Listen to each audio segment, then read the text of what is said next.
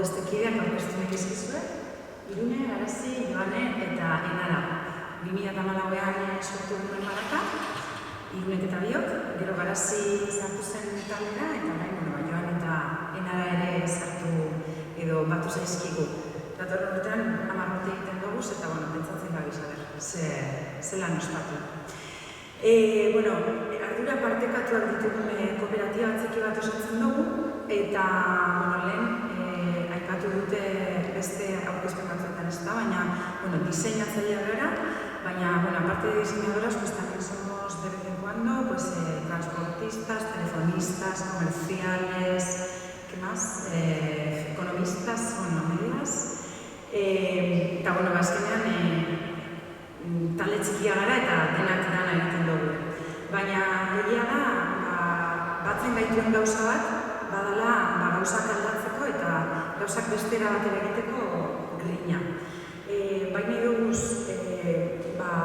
gizarteak dituen erronkak hartu eta hauek elkarlanean eta konsorkuntzan euri erantzunak emon, eta zelan egiten dugu. Osagai desberdinak ditugu, pertsonak dira gure lanaren zentrua, elkarlanean egiten dugu lan, konsorkuntzan, sormena eta esperimentazioa erabiliz, lehen esan dutan bezala aldaketak ahalbidetuz, nahiz eta txikiak izan, eta beti ikuspegi sistemikoa erabiliz eta etorkizunen ikuspegia baita ere ez. Ikusten dugulako, etorkizunak imaginatzean, gaur egun aldaketak eta gauza berriak sortu ditzazkegula. Eta beti egiten dugu, ikuspegi feminista batetik eta kultura feminista batetik baita ere. Gaur, Lemoako proiektua aurkeztea etorri naiz, Lemoako herritarrentzako berdintasun gunearen sorrera. Eta nondik dator? Guri deitu ziguten udaletik, eta esan ziguten testu hau eman ziguten edo berdintasun plana. Non esaten zuen, berdintasunerako bigarren plana abian jarri eta garatzeko ezinbestekoak izango dira kudeaketa egitura eta sistema definituak izatea. Berdintasunerako udal batzordea, berdintasunerako zerbitzua, koordinazio egiturak eta berdintasunerako herritarren gunea. Ya en el ayuntamiento tenían claro que querían crear un foro de igualdad con el objetivo de trabajar a favor de esa igualdad, ¿vale? Entonces, proiektuaren helburu nagusia izan zen foro araudiaren konsorkuntza herritar eta eragileekin batera. Orduan, 4 faseko proiektu bat aurkeztu genuen, proiektu nahiko ordenatua ikusten duzen bezala, baina, gainean, diseinu prozesuaren beste prozesu askoz ere konfuso edo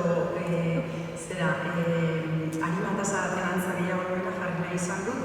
Azkenean esateko, 4 faseko proiektua dela eta paperean oso polita geratzen dela, baina gero badauzkala bere aurrera eta atzera pausoak, ez?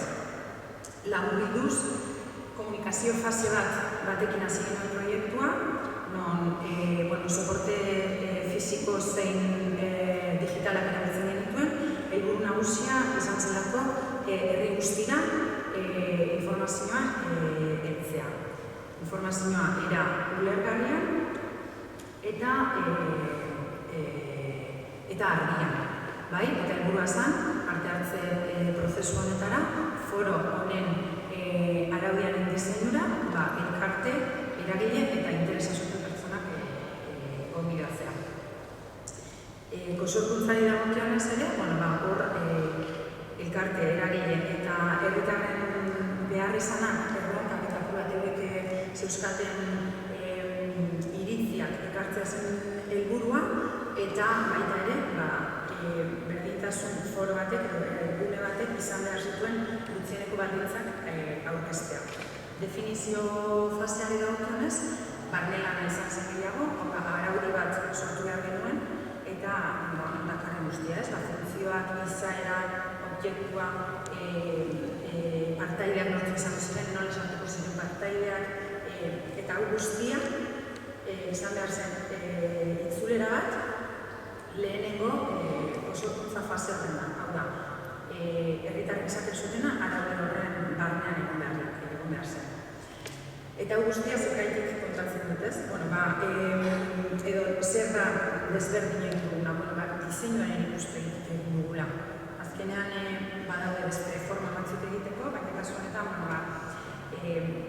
aurkezpen honen helburua ere bada azaltzea diseinutik badauzkagula tresna eta baliabide desberdinak produktu eta zerbitzuetaz haratago joateko.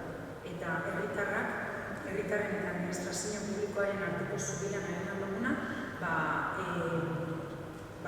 politika edo estrategia mailan ere parte hartu dezaten. Eta bukatzeko ikaspen batzuk. Lehenetarik, azkenean prozesuak edo facilitazioan lan egiten dugunean, askotan ematen ez dugula ezer diseinatzen, es como invisible. Baina, beti prozesuetan zerbait gertatzen da eta zerbaitetarako balio dute, ez? Uste dugu, feminismotik eta feminismoaren ikuspegitik eta diseinutik ere sortu daitezkeela konfiantzazko espazioak, pertsonak ilusionatu eta inspiratzen diren. Hori oso garrantzitsua iruditzen zaigu. Eta bukatzeko, superratioa ez da. Iruditzen zaigu oso beharrezkoa dela hurbiltasunetik, zaintzatik eta flexibilitatetik, malgutasunetik lan egitea. Hau dalako bide bakarra, uste dugu, denontzako osasungarria izan dadin. Eta baita ere, aplikarnos un cuento ez, lan ereduetan ere, ez bakarrik proiektuak kanpoan egin ikusten, baizik eta gure kasuen kooperatibaren barruan ez. Guztionek funtzionatu dezan, importantea da, hurbiltasuna, zaintza eta malgutasuna kideen artean ere izatea. Eta besterik ez.